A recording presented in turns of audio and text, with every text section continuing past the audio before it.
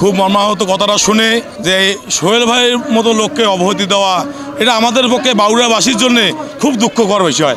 যে সোহেল ভাই এমন একটা মানুষ যে হিন্দু মুসলমান বৌদ্ধ খ্রিস্টান তার কাছে কিচ্ছু নাই, সে আমাদের রাত্রে দোকান পাহারা দিছে, মন্দির পাহারা দিছে, সবসময় আমাদের পাশে আছে। আমরা ভোট দিয়ে তাকে বিজয় করিয়ে নেতা বানাইছি, আমরা কোনো পয়সার বিনিময়ে তার পিছনে খাটি না। উনি একজন সৎ ব্যক্তি, ভালো ব্যক্তি, এবং বাউড়ার বিএমপিকে শক্তিশালী করতে গেলে আমাদের সোহেল ভাইয়ের মতো নেতার দরকার আছে।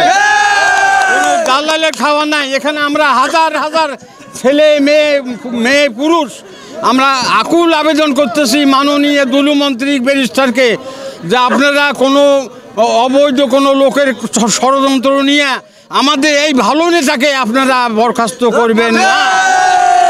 আমি অনুরোধ জানাই আপনি পুরো ষড়যন্ত্র ত্যাগ করিয়া আমাদের ফিল্ডে আসেন, ফিল্ডে আসি আপনার তদন্ত করে দেখেন যে আমাদের সোহেল ভাই ভালো না খারাপ।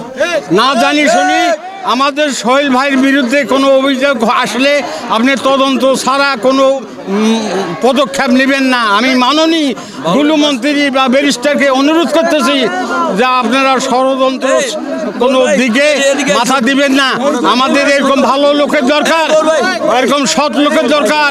আমরা হাজার হাজার লোক বিলের স্বার্থে তার পিছনে আজকে আসছি যে এরকম নেতা না হলে এই বাউড়া বিএমপি শক্তিশালী হবে না।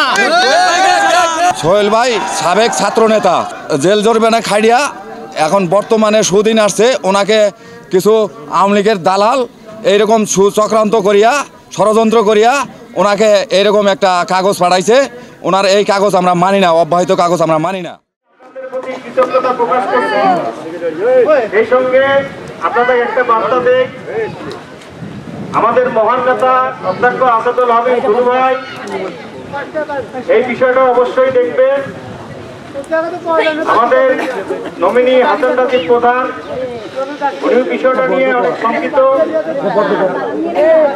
আপনারা কোনো উত্তেজিত হয়ে কোনো ধরনের কোনো আপত্তিকর কোনো ঘটনা ঘটাবেন না।